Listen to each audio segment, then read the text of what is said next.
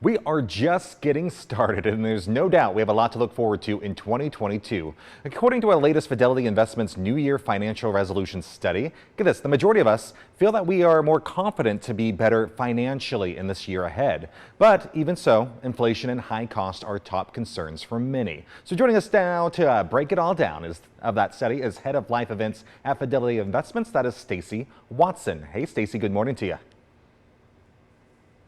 Hey, thanks for having me. We appreciate your time. So let's break it down because that study found that a number of people feel like really this year is going to be that year of hope. What can you tell us about that?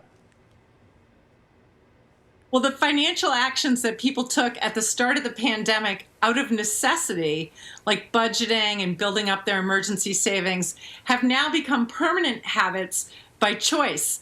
And people have just gotten better at setting and achieving goals, and that's creating this feeling of hope. More people were able to stick to their financial resolutions in 2021, and more than 6 in 10 Americans feel optimistic about the future despite all the unknowns. And let's break down those top concerns I kind of mentioned because we're looking at inflation and high costs. What did that study really show about those? Well, those who said they were in worse financial shape this past year, the number one reason was inflation.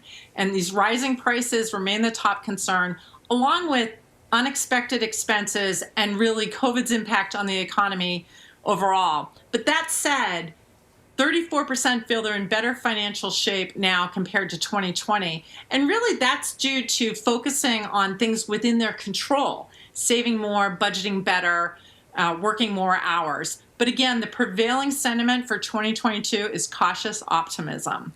And with it, I kind of made my own resolution to really get my finances in better tip-top shape. So when it comes to making those resolutions, how can we actually stick to them and not have to kind of restart halfway through? Well, the best way to stick to a resolution, and maybe you did this, is to make sure that your goal is clear, specific, and realistic. For example, setting an amount to save each month so that you can track your progress and see those small changes add up, which will propel you to keep going. And the other thing I would say is don't be afraid to ask for help. New Year's can be a great time to consult with a financial advisor, and we also have lots of great free tools online to help you create a plan. Yeah, you just have to make that initial move to ask for that help. I like that. And another term we've learned a lot this time is that great resignation these past few months. Did the study indicate if this was going to continue into this year?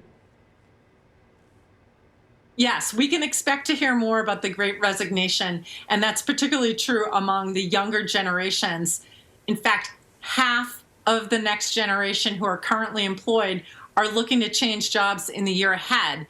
And aside from money, the reasons for changing jobs are all values-based, stress levels, flexibility. But our advice is this: before you make a career move, think through your reasons for leaving your job and make sure that you're really considering the total compensation package of any job offer.